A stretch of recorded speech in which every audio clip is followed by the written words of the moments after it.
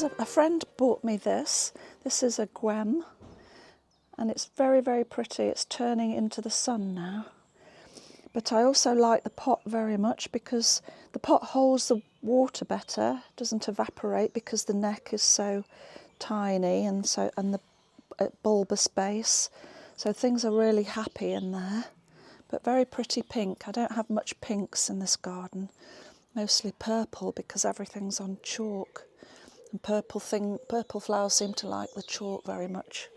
So nice to have a bit of pink. I agree, yes. So at this time of the year I have all the bluebells popping up everywhere, even though I've tried to dig them out every year.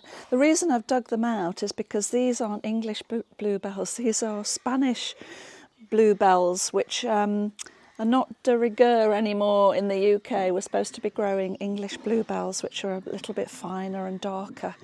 But it's very hard to get the Spanish bulbs out of the soil. But we have some, but they look really nice at the top of the garden.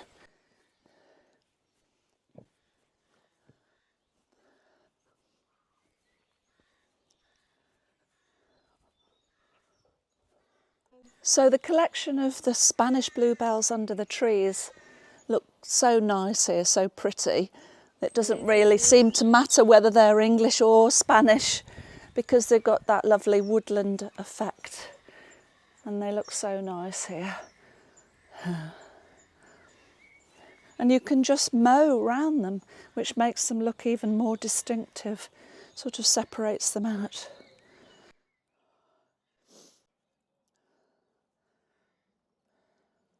This part of the garden, it's really under these lime trees, so it stays a bit cooler, but of course any pot plants here don't get much water.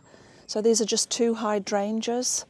They don't do particularly well, but they will flower. They're not the big Annabelle mop heads, they're a bit smaller than that. But it looks quite nice from the kitchen window, even though it's not full of flowers. I've just snipped them off earlier in the autumn and see how they do this year. But that bench is very, very old and we don't sit on it in case it falls through. Stop painting it now too. Anyway, quite rustic, but a pretty little spot out of the heat. And you can also watch the little blue tits come in and out of the nest here when they're nesting in that box. Oh, yeah. So you can hear them, the chicks chirping away in there when the parents come back. How everything in my garden seems to be purple because of the chalk. And here's a perfect example. The lilacs are out now in very early spring. And I've not got a huge number of blossoms, but they're very big blossoms, and of course they smell so gorgeous. I sometimes take them in the house, but someone told me that it's bad luck to take lilac into the house, Really? so I leave them in the garden, yeah. Like white lilies and lilac isn't, I don't know where that's come from. So that's a purple, and then of course I noticed that the geraniums, another purple geranium is coming out there, because geraniums seem to do really well in chalk. So I've got that one, that's just started to flower. It's also looking a little bit limp because we've had very, very little rain here, very little rain. But fortunately, because we top dressed everything this year and put some mulch down, it's held a little bit of water in. Otherwise it would just be cracked. You'd see all the cracks in the soil, which is totally unique for this time of year in the UK. And there's some more little purple forget-me-nots here. This is more like a weed, but I quite like it. It's so pretty and so delicate. So that's not got very much longer to last, but more purple.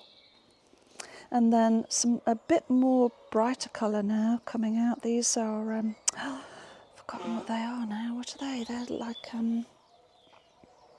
something, Sweet William. Sweet William these are, and that will keep flowering for most of the year. That's a new plant that I bought last year. Can't remember what it's called. But this is one of my favourites. A lovely, lovely pink. Again, that's just opened today or yesterday. but they're so pretty. I keep splitting this and moving it to different sections to break up the purple.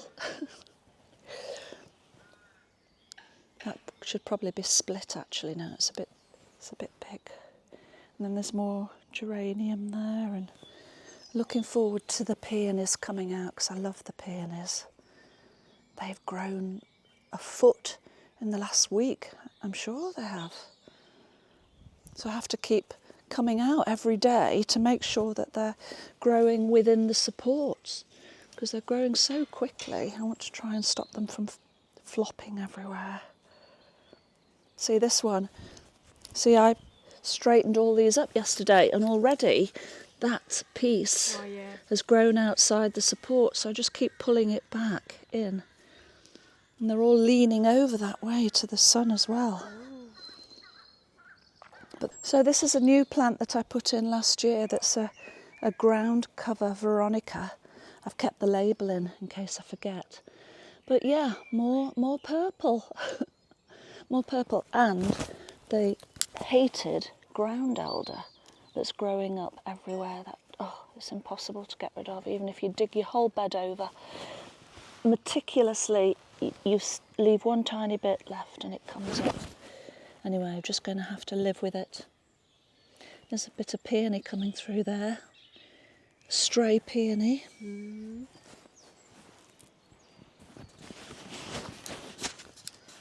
Oh, there's this is all coming out. What's that called?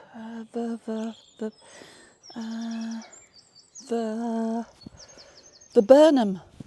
This viburnum is absolutely beautiful. It's probably a little bit big for here. I should reduce it, which I have done a lot. But it's like a lace cap top on it, which is always so lovely. And it holds the flowers quite a long time. They do get a bit whiter, actually. They look very yellowy green now, lime green. But that's such a beautiful bush, and I think it just loves chalk. So yeah, not purple. So this is a slightly different variety of peony. It supports itself, although it's got quite big in this spot. So and it's a little bit limp because it's been so dry. But these are beautiful, deep red, and you can cut them and take them in the house. And when I put them in a vase in the house, you could almost dive into the vase because the petals are just so soft and inviting. Yeah. Very easy. They just take care of themselves. So this is a taller peony, so I have a very high support for that. But it's mixed in with all the Japanese anemones that come up much later. But it fills the space, and the peonies still come through. Although that peony head looks a little bit lacking in strength. So I don't think that will flower, but the others look okay. Yeah. But that's a much lighter pink when it comes out. So when we first moved here, we just had a big slope that came down almost to the house and some trees, so we had all that taken out. And then they did some landscaping and put in the brickwork and gave us these terraces here. But there's not many original plants in here that the garden designer put in. So this is now a really lovely Vigela that I've put on either side of the terrace. That seems to do really well there. I have to cut it back quite hard because they'd be huge. And there's lots of ferns that seem to work in here as well because it gets quite dry. So I've cut all those back so that you can see all the new ferns are unfurling now, and they're such a lovely shape.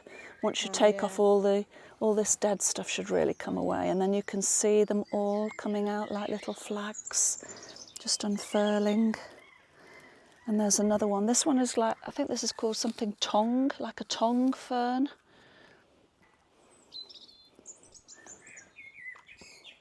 And I think this is a kind of a breccia. I'm not quite sure, like a wallflower.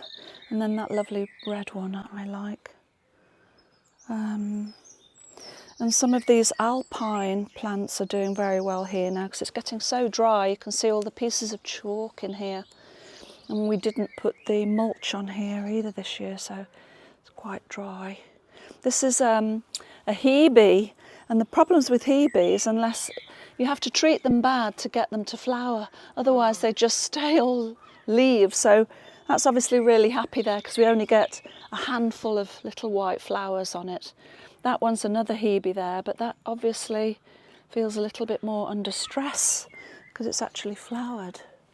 I quite like the way that cascades over the wall. Just covers some of the harsh brickwork. So all the stones were just here in our garden. We haven't brought them in. These are Sarsen stones, which are typical of Wiltshire. And some of these Sarsen stones were used to build Stonehenge. You can see they've got like slightly brown colour. So some of the really big stones are called the Sarsens, the big Sarsen stones. So this is quite nice. It gives a little bit of extra detail. Not many flowers come on it, but it's here all year round. And it's, I can never pronounce it, unanimous. And that's an emerald. I also have a golden one, so the variegation in it is more golden coloured. So the green, emerald and the green, but that's the silver version. So that's nice to have here all year round. And then there's another bracken or fern that's really doing well there, unfurling, and a few of the snowdrops have already gone. And then this I love. This is like a tiger lily, like an iris, a beautiful blue iris with almost like a tiger skin. A bit early for that yet.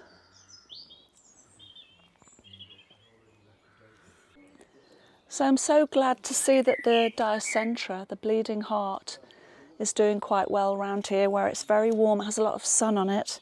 And then these are all hardy fuchsias that come up at the end of the year, and I've put them all together and I have them running along here and all along this little gated area to keep my dog in. And they're really lovely in September and October.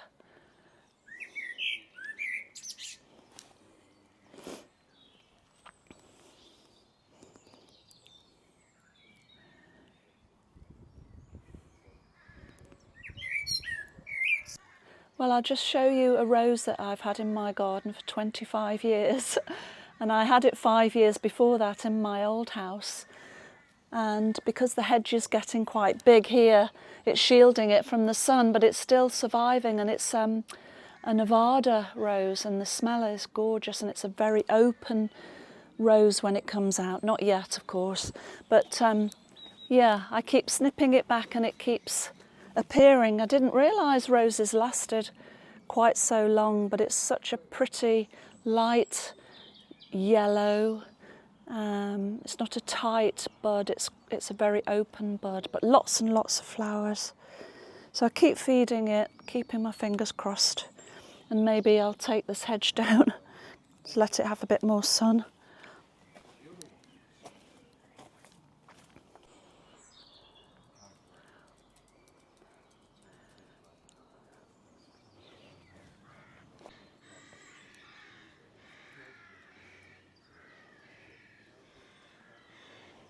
So this is another Vigella. The colour of the flowers is very, very subtle, a very pale yellow. In fact, the buds are more vivid than the flowers.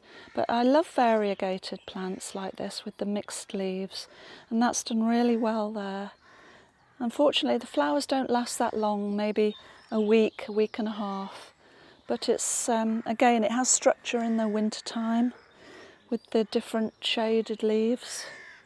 So it seems quite happy there. It's been there for a long time.